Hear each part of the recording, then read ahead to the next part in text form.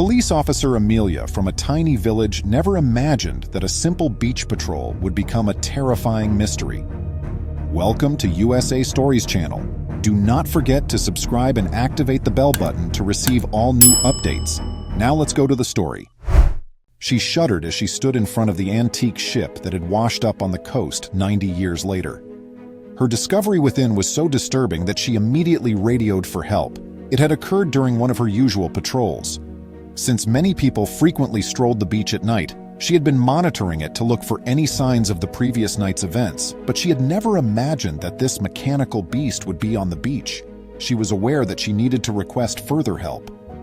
Weather and time have worn down the facade. Pressing the transmission button, Amelia spoke into a radio. "Dispatch, this is Officer Amelia requesting backup at West Beach for an unidentified object near the old jetty. Over."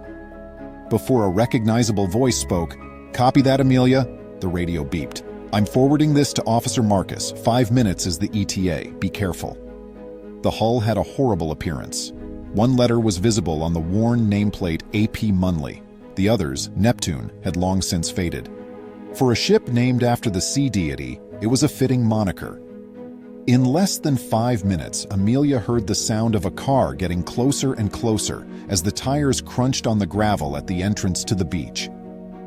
Marcus's well-known patrol SUV arrived. The door opened once it had parked, showing Marcus, who seemed apprehensive. His mouth dropped to the ground upon seeing the ship. He started acting right away. "All right, team, let's approach this systematically." The crew started their inquiry before they really knew what horrors this ship had in store for them. Marcus, Amelia, and Jane had the inquisitive group under control while Louise guarded the area, so they went to the Neptune. They had to wade through some shallow waters at first, but they soon came to the ship's gangway.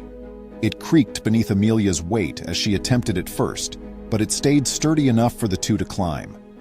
Marcus began to speak once they had nearly reached the deck. "The ship on which my great-grandfather perished was never located. For that reason, my grandpa never got to know his father. I simply have to wonder when I see this, you know?" Amelia and Marcus could never have imagined what they would discover in the end at that point. Their feat of hauling themselves onto the ship's deck was a tribute to lost maritime treasures. Then Marcus saw something, as his palm came into contact with a tarnished plaque. Neptune's Trident, 1933, the ship's name and debut date were inscribed on the plaque. Aloud, he read, "She must have seen so much." Amelia motioned for Marcus to accompany her below while brandishing a flashlight. With each step, the metal staircase of the ship creaked. They discovered cramped hallways below that led to the crew quarters. After noticing fading photos, they quickly discovered photos taken by the crew members. They then noticed something flash in the corner as they continued to walk. Something rusty and ancient waited beyond it, ready to rock their world. Amelia was drawn to an old corroded locket that was lying on the ground. She attempted to carefully pry it open, being cautious not to damage the exquisite jewels. The astonishing image inside the locket was a black and white snapshot of a young mother cuddling a youngster who seemed no more than 3 years old. He had already seen it when she turned to show him. Even with the lighting on, his complexion seemed practically pasty white. It appeared as though he had seen a ghost. In a whisper, Marcus said, That's my great-grandmother," ending the stillness. This caused Amelia's eyes to widen. "That is undoubtedly enlightening. Then this had to be the ship that your great-grandfather worked on when it sailed from the harbor of our town 90 years ago. We might be able to determine what happened to them if we look into it more." As they continued down the eerie little hallway, Amelia's flashlight beam soon passed over a big, tarnished door bearing an odd symbol, a trident clutched by 2 hands. Amelia said, "This has to be the captain's cabin." They understood they would require specialized equipment to unlock the sealed door. However, it forced them to go on, as there was another door beside the captain's cabin that was only a little bit ajar. Marcus pressed his foot inside to reveal the treasures within. It was the quarters of the first mate. Marcus moved cautiously toward the picture that had captured his interest in the dimly lighted room. The man's formal features mirrored Marcus's own, giving him an uncanny familiarity. The photograph's clever protection scheme became apparent upon closer inspection. Strong and obviously old, the frame possessed a luster that indicated it was water-resistant. Amelia stated, "There's something more to this frame," with a voice full of resolve. Marcus took his time disassembling the backing of the frame. To his surprise, there were folded bits of parchment tucked up neatly below the picture. Amelia picked one of the letters and opened it carefully to start reading. "It's addressed to your great-grandfather," she murmured, anguish shining through. When both Marcus and the guys in the picture learned that the story had been passed down through the years, their bond grew. They focused on one sentence in particular. It spoke of impending storms and the gloom they brought. "So if anything happens to me during the storm, find the ship's log," Amelia said. Marcus and Amelia exchanged enlightening glances. Marcus remarked, "The captain's log would naturally be with him." Amelia gave a nod of assent, the potential lighting up her face. Old locks and strong metal barred the entryway, sealing it tight. The sound of footsteps announced Jane's return with more help. With a variety of equipment in tow, including crowbars and metal cutters, they were prepared to take on the locked door. When the team started working on the door, they were surprised by how resilient it was. Its reinforced nature was demonstrated by the resistance encountered in every attempt to cut or pry it open. But even the most formidable obstacles may be conquered with perseverance, talent, and collaboration. Muttering, the door gave way with one more agonizing shove before trembling and groaning. Past the door, more skeleton remains could be seen in the tiny hallways, each depicting a distinct moment of death. Marcus experienced a chill down his spine as the tragedy's weight made each step more difficult. Amelia and Marcus felt the past of the ship pulse around them with every bone fragment they passed. Marcus's flashlight beam noticed something strange in the midst of the awful scene, a metallic safe with elaborate inscriptions that suggested significance. The ship's log, with its worn but undamaged leather cover, was nestled within. With great care, Marcus raised it. The reward for their journey was now in his hands. He exhaled, "We found it," his eyes shining with astonishment and accomplishment. They discovered a variety of relics, jewels, coins, and elaborate items as they dug deeper into the safe. Each item had a story to tell. "These were thought to be lost," said Jane, gesturing to a pendant with a beautiful design. Amelia went on, "They are more than just treasures." A cache of sealed letters was discovered beneath the relics. Their presence offered insight into a more personal aspect of the ship's past. Marcus, Amelia, and Jane were taken back to the last moments of the ship as they read the letters. Every word was infused with feeling, creating a striking portrait of hope, despair, and love. The letter that said, "We cannot escape the storm," was received. "But know my love for you is eternal." The crew's true feelings came to light, telling a story of unwavering love and acceptance of fate in addition to tragedy. The villagers were deeply touched by the tale of Neptune's trident. Marcus shared their findings and related the stories of love, hopelessness, and resiliency in a town hall meeting.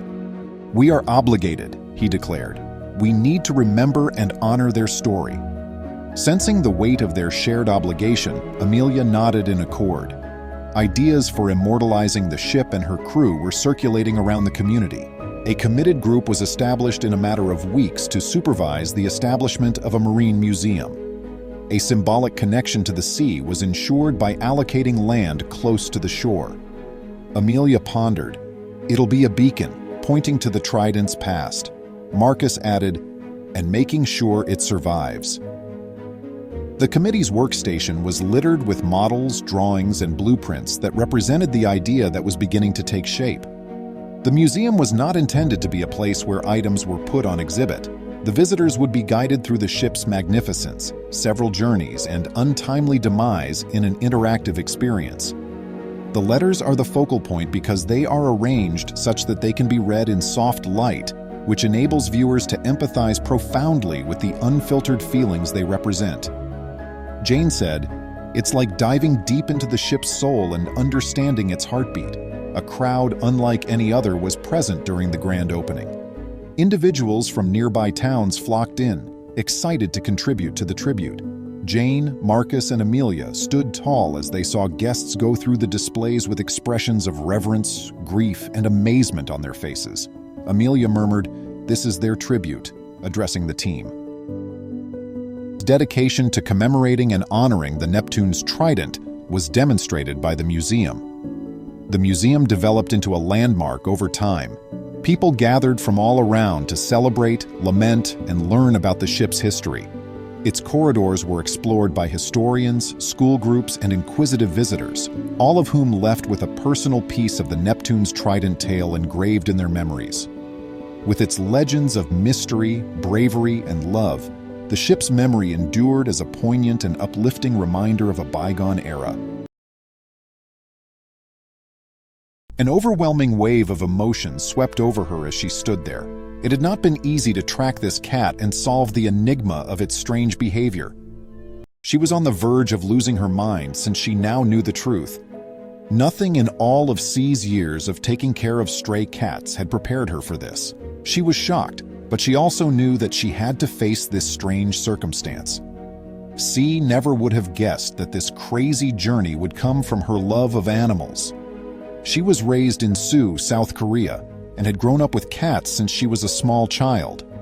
She moved to a portion of the city 5 years ago where a lot of apartment complexes were near to one another.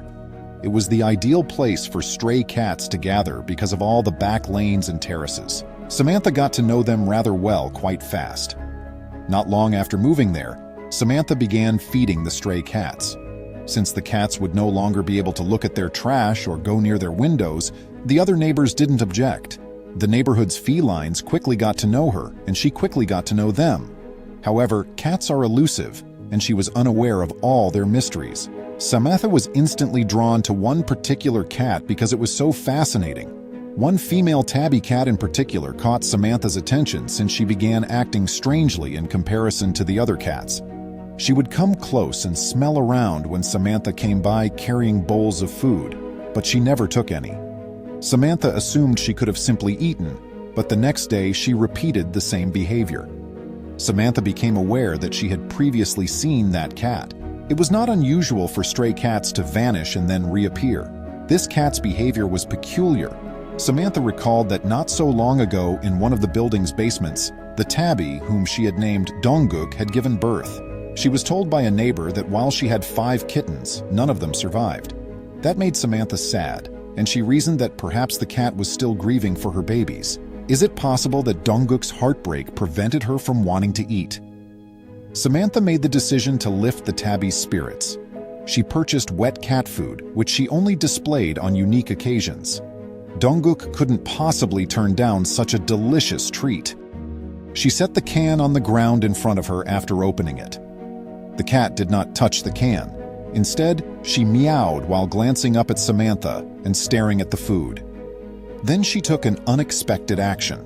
She saw the tabby examining a bag of dry cat food that she intended to give to the other strays while she stood there observing Dongguk. Still perplexed by the tabby's unwillingness to eat, she bent down to give her a pet. The cat then attempted to knock Samantha's purse out of her grasp by extending her paw. Samantha dropped the bag to the ground. Samantha scratched her head, bewildered, as Dongguk snatched it with her fangs and rushed off. Samantha continued to be shocked by Dongguk's actions. She'd been feeding strays for 5 years, and she'd never seen one act like that. She returned the following day, this time carrying another bag of food, in case Dongguk tried to grab it from her once more. The cat grabbed the bag and bolted, just like it did the day before. Samantha was determined to figure out why, even if she still didn't know. To find out where Dongguk stole the food, C made the decision to follow her. As usual, she came outside carrying a plastic bag filled with cat food. She set the bag on the ground and waited for the tabby to come. Samantha grabbed her camera and followed as soon as the cat accepted it. It would not be easy to keep up with her, she knew, as Dongguk led her into little alleys. When the cat sprang up on a ledge onto a terrace, Samantha nearly lost sight of her, but she managed to climb the steps and discovered Dongguk, who had ceased climbing and was now pacing the terrace with the plastic bag still in her mouth. She appeared to be waiting for something at times. Then Samantha noticed it.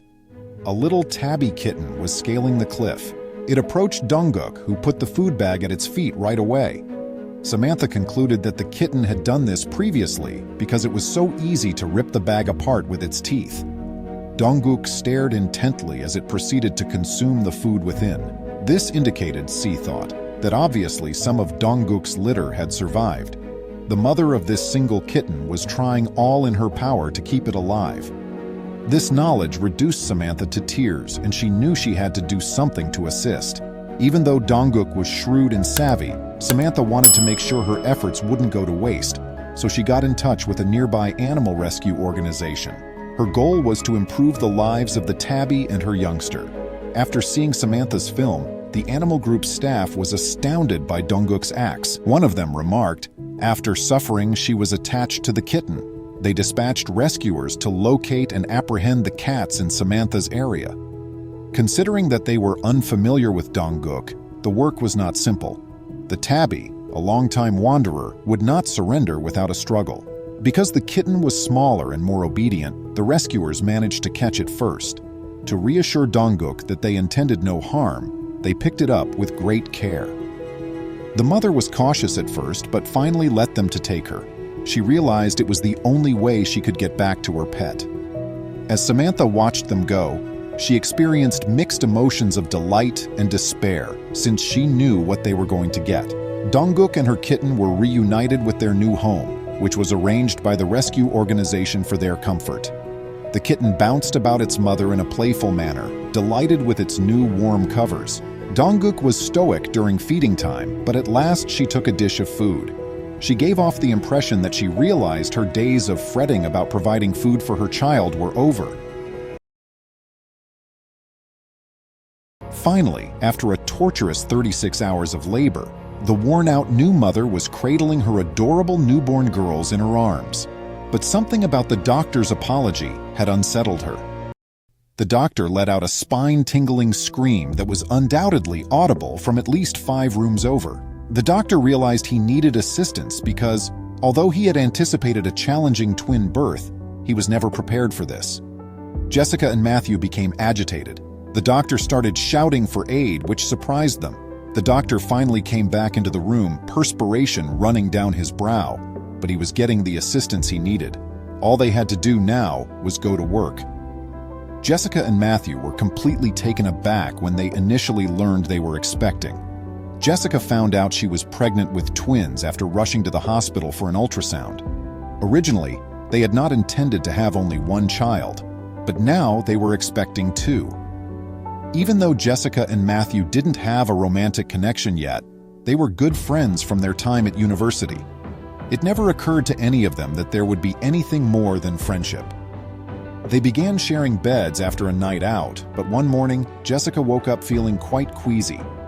She made the hasty decision to run to the pharmacy and get many pregnancy tests as she began to panic. She was taken aback after taking the first exam. She was found to be pregnant by the test. She had to talk to Matthew right now. Actually, he was quite encouraging. He completely understood when she told him she couldn't bring herself to undergo an abortion. He expressed his desire to support her and the child. The couple soon found out that they were expecting not 1 but 2 children. This implied that Matthew would need to be much more involved because the pregnancy was now much more complicated. Matthew invited her to move in with him after some discussion. He worked from home most of the time and had a respectable-sized workspace. Matthew understood deep down that he wasn't in love with Jessica. Aside from that, he had just discussed his readiness for a relationship with a buddy. He made the choice to lay aside his emotions and address the matter with an open mind. Maybe a few months of cohabitation and becoming pregnant might make him reconsider. In every manner he could, Matthew was providing Jessica with excellent care. Every day he prepared dinner for her and made sure she slept well. Matthew felt his distance from Jessica growing every day while she was beginning to fall more and more in love with him. They carried on in this manner until approximately 1 month prior to Jessica's due date. Her large tummy, swollen with twins, made it difficult for her to move. Her health really began to deteriorate at that point, and she was forced to stay in the hospital for the remainder of the time until her due date. While Matthew made every effort to be in the hospital, He also enjoyed having the house to himself once more. He felt a shudder go down his spine, picturing what it would be like to have Jessica and the 2 infants with him at all times. After the birth, how was he going to convince her that he really thought she should return to live with her parents? Matthew realized he couldn't tell her this straight away because of the state she was in at the moment. It was probably time for him to do it sooner. Jessica remained quite weak, but her condition recovered after a few days in the hospital. There was reason for gratitude over her situation at the moment. As Jessica's circumstances improved, Matthew was relieved of some of his tension, but he was still quite concerned. As he made his way to the hospital, several ideas were racing through his head. Nurses were running past him into Jessica's room, he noticed as he approached her door. She let out an excruciating scream, and just as he was starting to wonder what may be wrong, he heard it. He hurried into the room and crouched by Jessica, who was in agony, while he confirmed what was occurring. Her expression brightened as soon as she saw him, but it just made him feel worse. Rather than feeling happy about it, he was disappointed as he was unable to give her the news he had come to the hospital to deliver. Soon after, the first baby was born. But before she could unwind or enjoy her little son, the second twin still needed to come out. Almost everyone in the room looked away when one of the physicians examined the first twin more closely, and his eyes widened. The doctor muttered something to the doctor in charge of the birth, grabbing everyone else's attention with his actions. Then he hurried the baby and himself out of the room. Matthew and Jessica started to worry a lot, but they were unable to worry too much since they had the unborn child to consider. The doctor had left the room earlier and was now busy testing the first twin as Jessica struggled to deliver the second. Part of him was certain that his suspicions regarding the kid would prove to be correct when he carried out the test. Finally, after a time of labor, the second baby was born. A little sense of relief washed over Matthew and Jessica from their mounting tension at this development. They were afraid of the doctor's opinion of the first infant the instant they recalled him. The physician came back inside and started mumbling while lowering his head. He told them there was nothing seriously wrong with the baby's health to start. The physician clarified that while he wasn't worried about the infant's health, he had seen something else. He peered into the baby's eyes and became concerned. The couple's first concern was that their child was blind or had a comparable condition. The doctor swiftly put the concept out of their thoughts by explaining that it had to do with the color of the baby's eyes. He said the kid looked adorable with his gorgeous brown eyes, but there was a problem. Matthew and Jessica both had blue eyes, making it nearly impossible for the newborn to have brown eyes. The physician went on to explain as they continued to consider what the doctor had stated. He indicated that a few rapid DNA tests would be the best way to solve the riddle of the baby's brown eyes.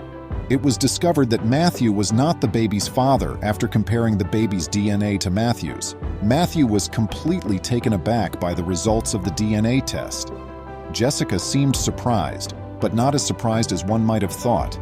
Since she had always understood that what had transpired was conceivable, she wasn't very startled. Now that the truth was in the open, all she could do was reveal the remaining undiscovered events. Jessica said that she had been seeing someone else while she and Matthew were sharing a bed. Jessica said that after learning she was pregnant, she had cut the other person out of her life. Matthew admitted to Jessica that he didn't want to be with her after giving the incident a lot of thought. However, he also said that even if the twins weren't his, he would still like to be there for her and them. Jessica was appreciative of Matthew's generosity toward her. As she acclimated to motherhood, she was closely following a court case to force the twins' father to provide them maintenance. She couldn't help but be grateful for the twins' good health, though, as it was what mattered most to her. Eva, then 4 years old, clutched to her dog Max tightly in the final silent minutes before saying an agonizing farewell. She wouldn't let go of him. The veterinarian's sudden stop in response to her steadfast care for Max came when he saw his reaction and said, "Something is wrong." Little Eva had not observed anything about her parents' unusual conversation with the doctor, and she was continuing giving Max hugs. He was genuinely Eva's dearest buddy and such a wonderful dog. Unfortunately, he had severe health problems that would only worsen and cause him great suffering, so they had to put him to sleep. The physicians had informed them of this. It was their appointment today, and they believed that it was the appropriate time to say farewell.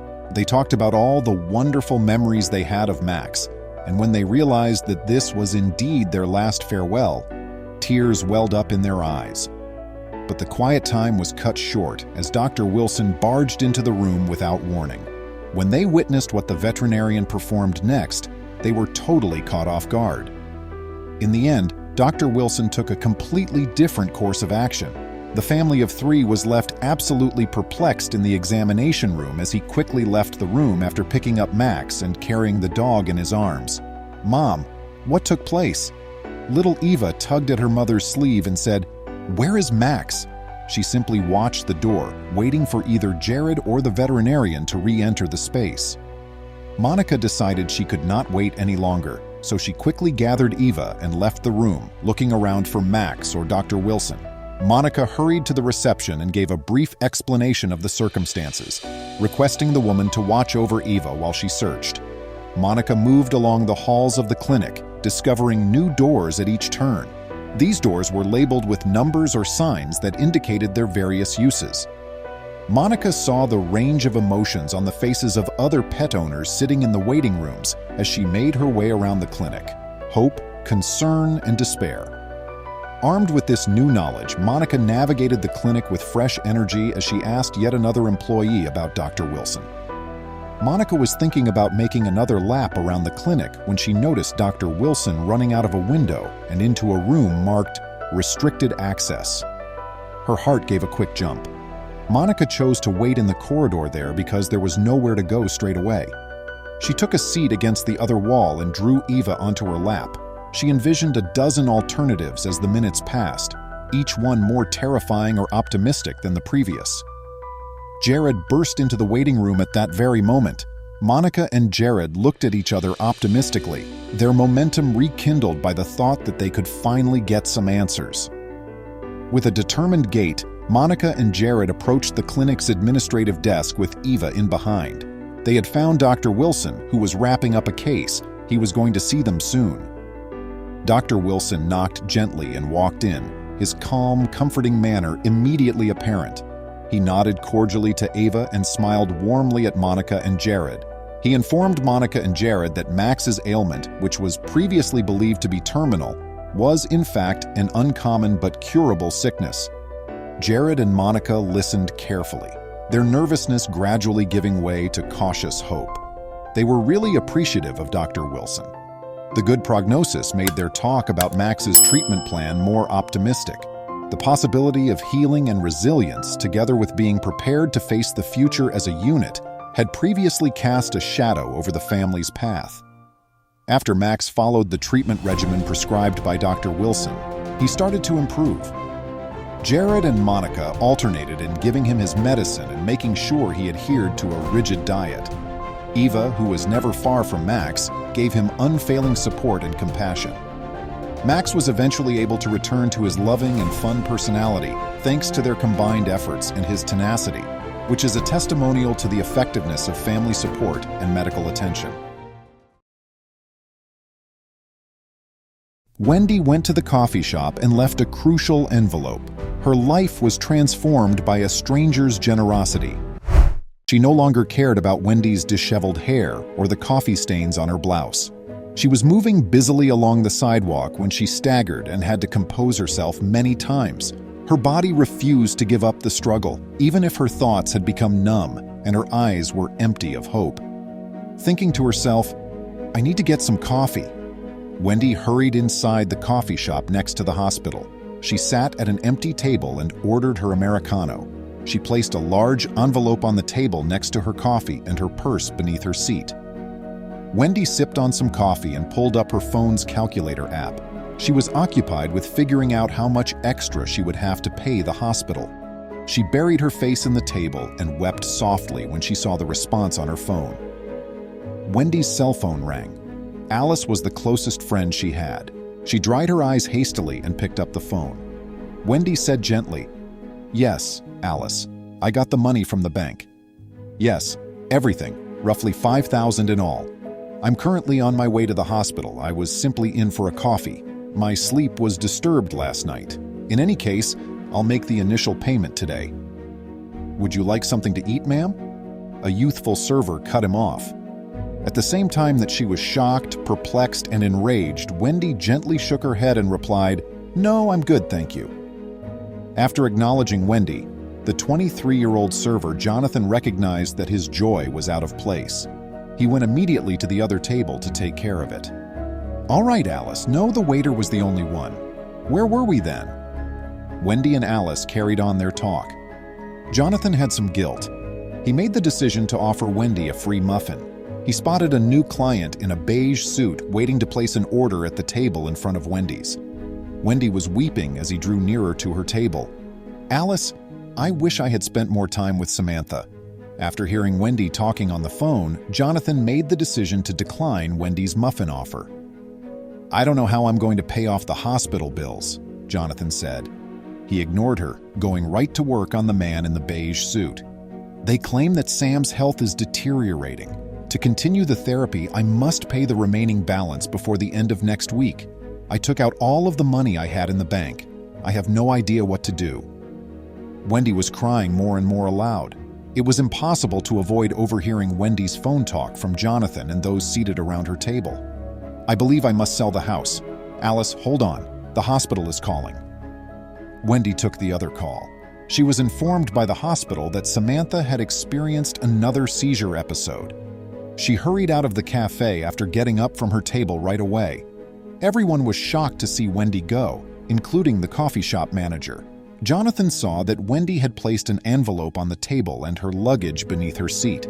After gathering them up, he hurried out to find Wendy, but she had already gotten ahead and was unable to hear Jonathan shouting for her. Jonathan saw that the envelope had a little tear in it. He headed back to the storage area of the coffee shop. Among the decorations from the birthday celebration held at the coffee shop the day before, he discovered a roll of tape. The fact that the envelope was filled with $100 notes dawned on him as he was taping it shut.